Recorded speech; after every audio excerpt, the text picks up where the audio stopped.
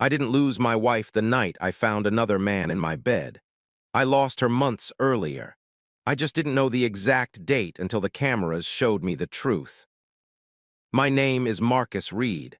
I'm a project manager at a civil engineering firm.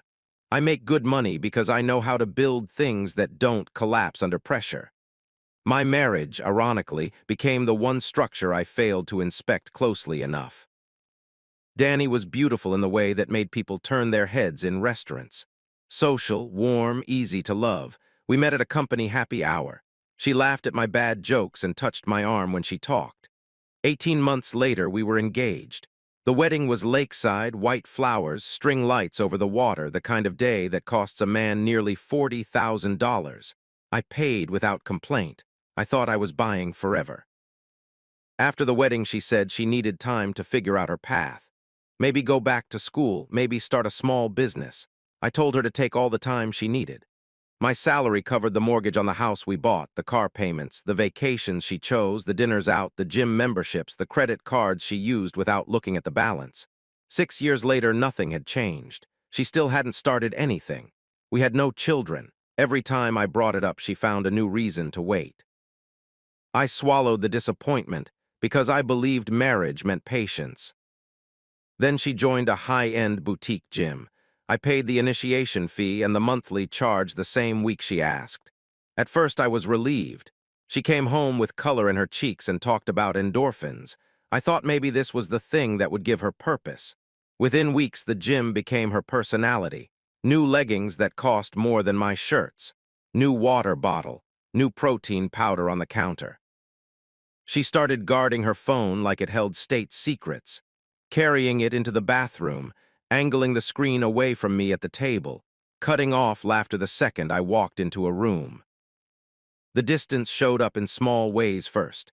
At dinner, she was physically present but mentally somewhere else. When I told her she looked good after a workout, she gave me a polite smile that never reached her eyes, like my approval had become irrelevant.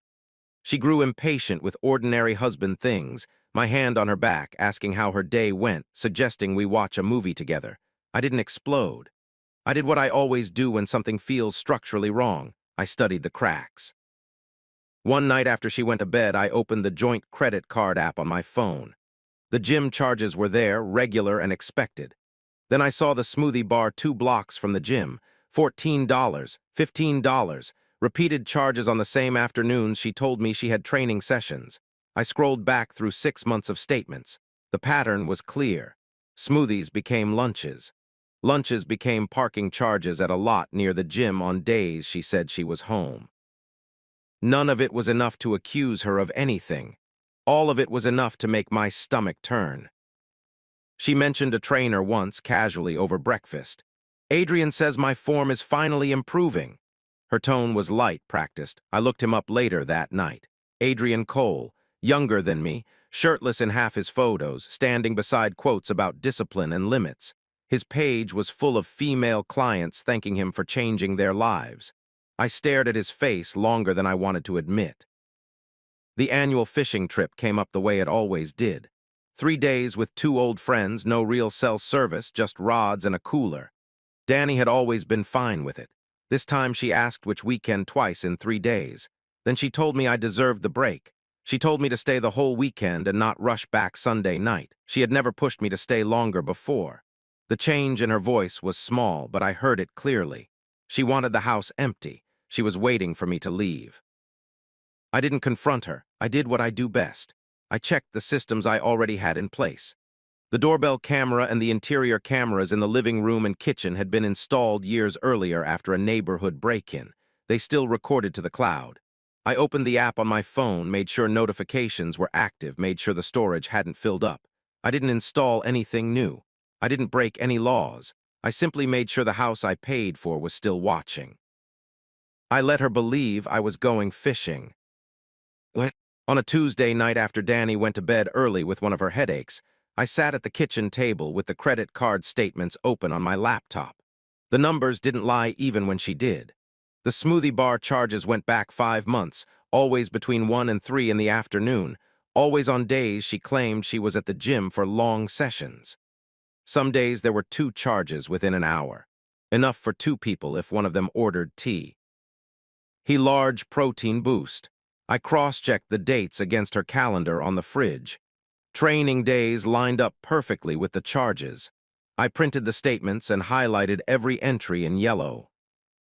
At home, she kept performing the role of wife, but the performance was slipping. She still asked what I wanted for dinner, but she barely listened to the answer. She still kissed me goodnight sometimes, but it felt automatic, like muscle memory.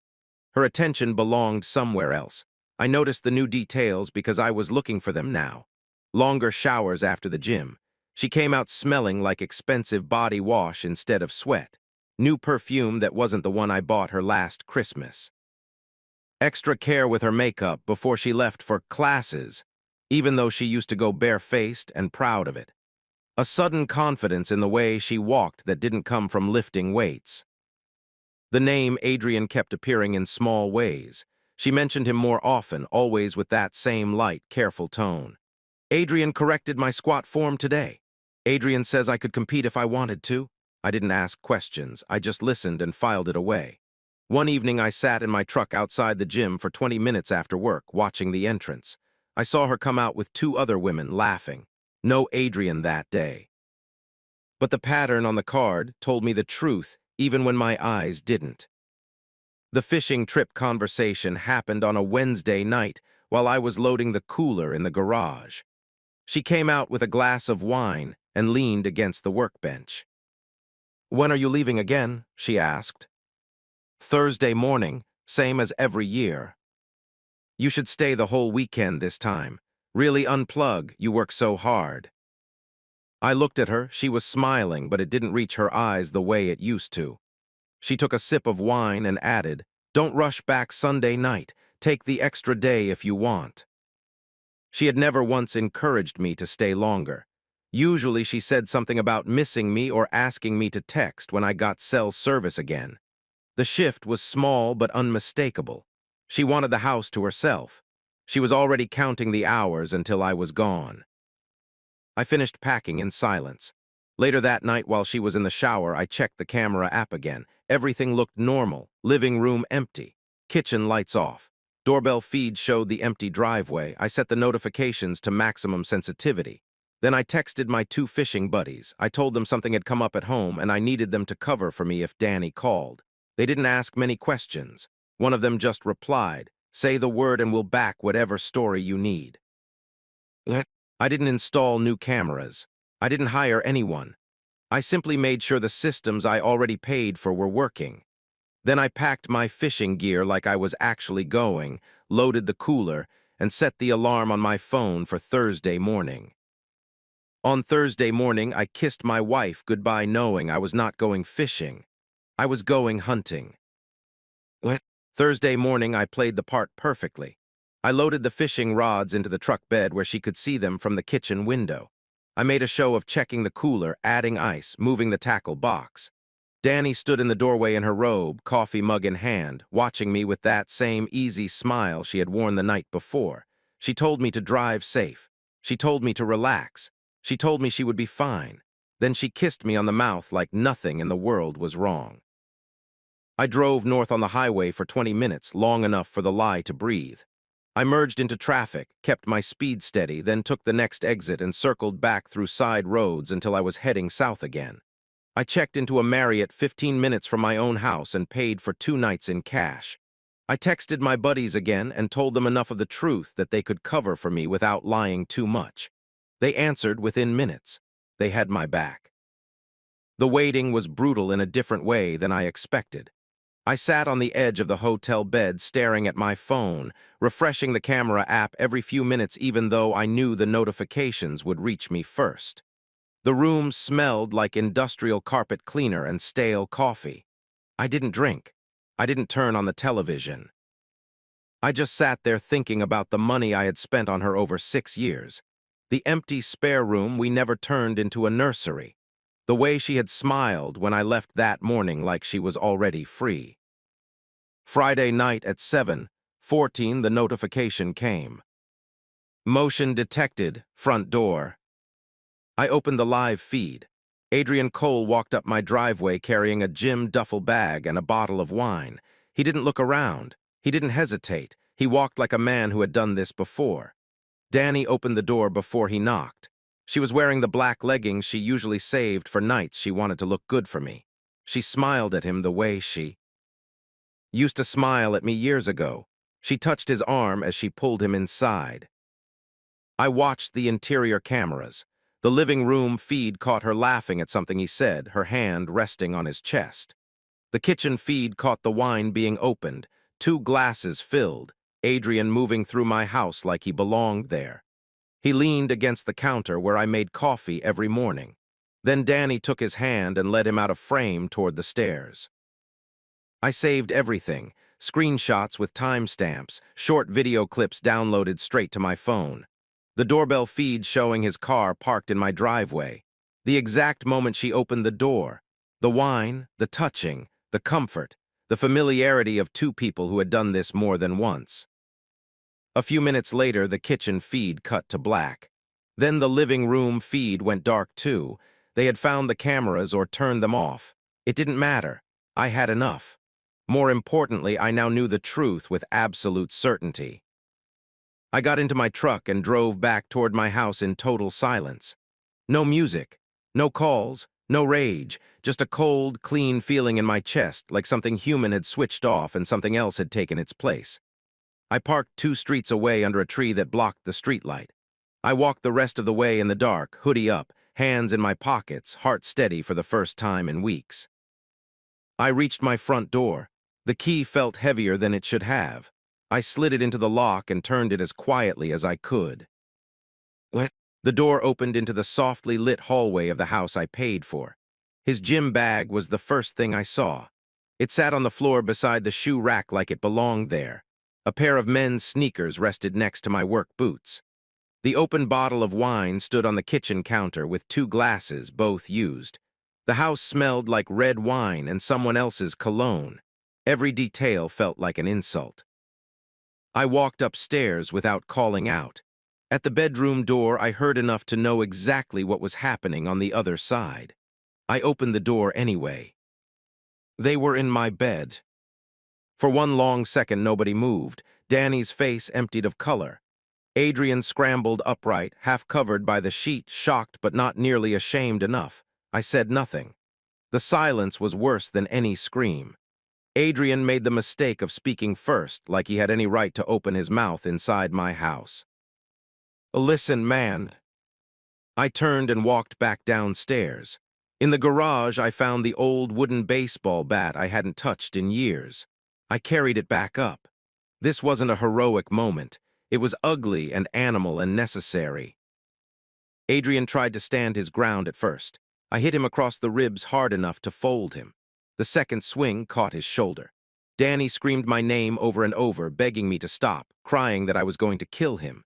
I didn't hear her as my wife anymore. I heard her as the woman who had invited another man into the bed I bought. I kept swinging until Adrian stopped trying to act tough and started trying to crawl away. Blood ran from his nose onto my floor. Danny grabbed my arm, sobbing, promising anything, saying it meant nothing, saying she loved me. I shoved her off so hard she fell back onto the bed. I dropped the bat. Instead of letting Adrian hide in the room, I grabbed him by the back of his neck and dragged him into the hallway. He was barely dressed, injured, humiliated, and crying.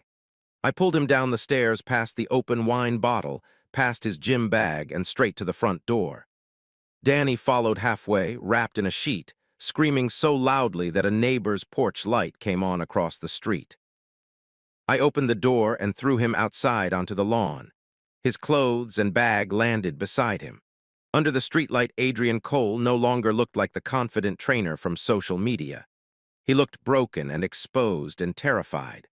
I stood in the doorway and told him that if he wanted to call the police, he should go ahead, because the cameras had already caught him walking into my house with wine like he owned the place and leaving like this. That shut him up. I slammed the door.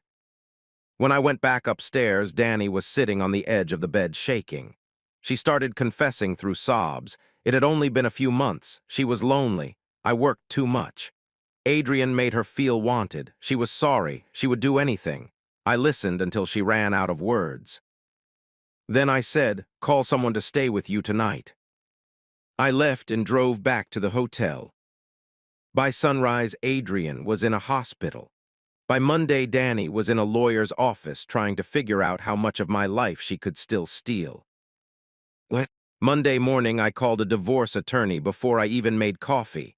I walked into his office with a folder and a flash drive, doorbell footage, interior camera clips with timestamps, credit card statements with every smoothie and lunch highlighted, a written timeline, dates, times, Adrian Cole's Instagram. Everything. I didn't walk in like a broken husband. I walked in like a man delivering evidence. The attorney understood immediately. The marriage had no children. The house had been purchased before we married, and every mortgage payment had come from my account. I had carried every financial burden alone. Danny's strongest possible argument would have been that she was a dependent spouse who sacrificed her career for the marriage. The footage changed the shape of that argument completely. She didn't look like a devoted wife who gave up opportunities. She looked like a woman who had used the comfort of my money while bringing another man into my home. Adrian became a brief threat. There was talk he might press charges or sue, but Adrian also knew exactly what I had saved. Footage of him arriving at a married woman's house with wine, staying long enough to be caught in the marital bedroom, and leaving humiliated under a streetlight. Any lawsuit would drag his conduct into public view and destroy what was left of his training career.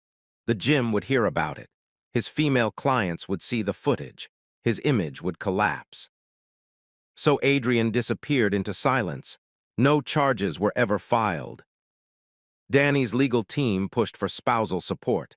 They argued she hadn't worked in 6 years and needed time to rebuild. My attorney countered with the affair evidence, the use of the marital home, the financial records showing I had funded her entire lifestyle while she conducted the affair on my dime. Settlement negotiations were short and ugly. The final confrontation happened across a conference table instead of in our bedroom. Danny looked smaller. No gym confidence. No polished arrogance. Just fear and the beginning of real understanding. She sat across from me while her lawyer talked and realized the man she thought would beg was now calmly removing her from his life. I agreed to a small lump sum payment only to end the divorce quickly. No ongoing spousal support. No claim to the house. No retirement accounts. No truck. No comfortable life funded by me. She signed because she had no better option. I left the room with the house, the money, and the proof. She thought the worst night of her life was the night I came home. She was wrong. The worst day was the day the money stopped. Danny left the house with a small settlement check and whatever clothes and personal items she could fit in her car. No monthly support. No ownership stake in anything I had built. For the first time in 6 years, she had to work, budget, and live without my income protecting her from reality. She found a job at a retail store and moved into a small apartment across town. The first time rent came due, she called her sister for help. Mutual friends heard enough to understand why I cut her off completely. Some tried to stay neutral until the truth became too ugly to ignore. Danny's social circle shrank fast. The comfortable identity she had worn as the beautiful wife with the good life disappeared along with the money. Adrian spent a few days in the hospital and then vanished from my world. Whether he left the gym, got fired, or relocated, I didn't care enough to find out. The man who had walked into my house like he owned it left under a streetlight with nothing but pain and shame. I kept the house but replaced the bed the same day the divorce was final. I changed the locks before sunset. The silence hurt at first. Then it started to feel like ownership again. I cooked for one. I watched what I wanted on television. I stopped apologizing for existing in my own space. I don't call it healing, not yet. I call it surviving. She brought him into my house, into my bed, under my roof. So I threw him out, divorced her clean, and kept everything she thought I was too weak to protect.